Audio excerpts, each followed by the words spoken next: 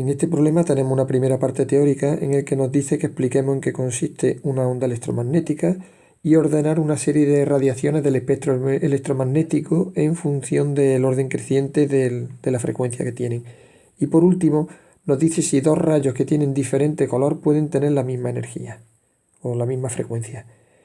Por último, en el problema tenemos un caso de una refracción de una radiación, un rayo de luz monocromático que pasa de un medio de mayor índice de refracción a otro de menor índice de refracción. Tenemos que calcular cuál sería el valor del ángulo de refracción, de la longitud de onda en el segundo medio y por último calcular el ángulo límite.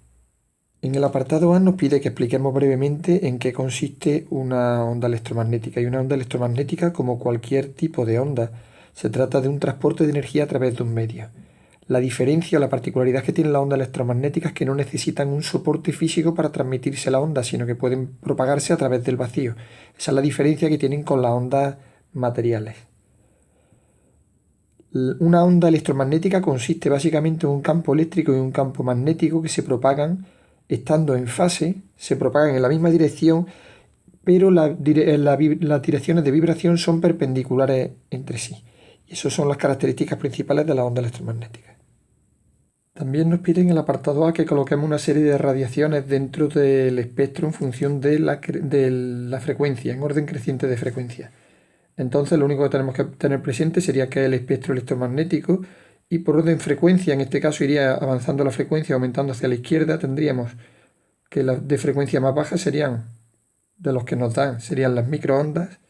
A continuación estaría el infrarrojo, después vendría el espectro visible, que sería esta pequeña franja que hay aquí, y a continuación el ultravioleta. Por tanto, las radiaciones que nos da el problema serían por orden creciente de frecuencia, microondas, infrarrojo, espectro visible y ultravioleta. En este apartado nos dice si dos rayos de diferentes colores en el espectro visible pueden tener la misma frecuencia. Para ello vamos a estudiar qué es lo que pasa cuando una radiación llega a nuestro ojo. Primero atravesaría la parte de la córnea, llegaría a la pupila y entonces atravesaría todo el humor vítreo hasta que llegase a la retina. Y en la retina tenemos esta estructura de aquí, que está formada una estructura en la retina donde hay una serie de células fotosensibles que se llaman conos, especialmente los que vamos a estudiar, que son los responsables del calor. Estos conos son unas células que responden o que son estimuladas por la radiación. En función de la energía, os recordamos que la energía es igual a H por F, van a dar una respuesta determinada que se va a transmitir a través del nervio óptico hasta el cerebro, que va a ser donde se haga el tratamiento de la imagen. Entonces, evidentemente, si la radiación que llega tiene una frecuencia, siempre la misma frecuencia, la respuesta que van a dar estas células va a ser exactamente igual y por tanto veríamos el mismo color. Si la frecuencia cambia, la estimulación de las células fotosensibles va a ser diferente y por tanto sería diferente también el color que percibamos luego al mismo color, misma frecuencia, distinto color, distinta frecuencia.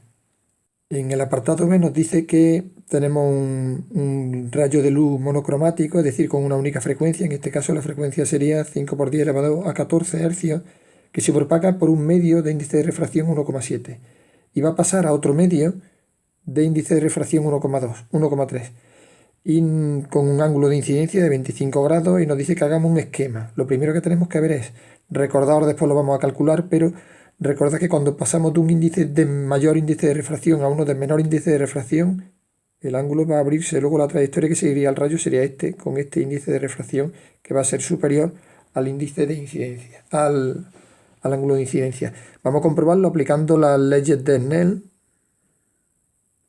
Y recordamos entonces que el seno del ángulo de incidencia partido por el seno del ángulo de refracción sería igual a n2 partido por n1. De aquí sacaremos que el seno del ángulo de refracción es igual a n1 partido por n2 por el seno del ángulo de incidencia. Es decir, que esto sería 1,7 por seno de 25 grados partido por 1,3. Y esto me daría 0,55, por lo que el ángulo de refracción, que sería igual al arco cuyo seno vale 0,55, me daría como resultado un ángulo de 33 33,55 grados. Aquí tendríamos la primera parte del problema. Efectivamente, si os dais cuenta, tal y como nosotros preveíamos, el ángulo de incidencia era de 25 grados y el de refracción es mayor, de 33,55. Para hacer el apartado B, la forma más sencilla que encuentro yo sería haciendo el cociente de los dos índices de refracción. Esta fórmula la tenéis deducida con más detalle en el vídeo que tenemos sobre refracción de un rayo. Pues bien, en este caso, teniendo en cuenta esta fórmula que tenemos aquí, sustituyendo c partido por la velocidad en el medio 1 partido c por la velocidad en el medio 2, llegaremos a esta expresión de aquí, donde la velocidad de la luz se nos iría y se nos quedaría que n1 partido por n2 sería igual a v2 partido por v1. Sustituyendo ahora esta expresión, en esa expresión la velocidad que es igual a lambda por f, y teniendo en cuenta que la frecuencia de una radiación es siempre la misma, se nos iría y entonces llegaríamos a esta expresión de aquí, que es la que nosotros vamos a utilizar. De esta manera nosotros vamos a poner que n1, que valía 1,7, partido por n2, que valía 1,3, es igual, y ahora vamos a utilizar esta expresión de aquí, que sería igual a lambda 1, la longitud de onda en el primer medio, que nos decía el problema, que era 5 por 10 elevado a 14. Lo pondremos aquí. Y aquí calcularemos cuánto vale la lambda en el segundo medio. Haciendo esto me sale que la lambda en el segundo medio será igual a 6,54 por 10 elevado a 14. En metros, y aquí tendríamos la expresión entonces de la longitud de onda en el segundo medio. Este problema podríamos también hacerlo de una forma, yo creo que bastante más larga, que sería, ya que sabemos cuánto vale lambda 1, nos vendríamos a esta formulita de aquí y calcularíamos cuánto vale la velocidad de propagación en el primer medio. Y una vez que sepamos, utilizando esta fórmula de aquí, calcularíamos cuánto vale la frecuencia. Como la frecuencia no cambia, volveríamos ahora de nuevo a esta fórmula de aquí para calcular cuánto vale la velocidad de propagación en el segundo medio, v2, y cuando lo tengamos, sustituyendo en esta expresión de aquí, calcularíamos cuánto vale lambda 2. Yo creo sinceramente que la primera forma es bastante más sencilla de hacerlo. En este último apartado nos dice que tenemos que calcular cuál sería el ángulo crítico para el cual se produciría la reflexión total de todos los rayos. Sobre esto en el canal tenemos un vídeo sobre ángulo límite y reflexión total.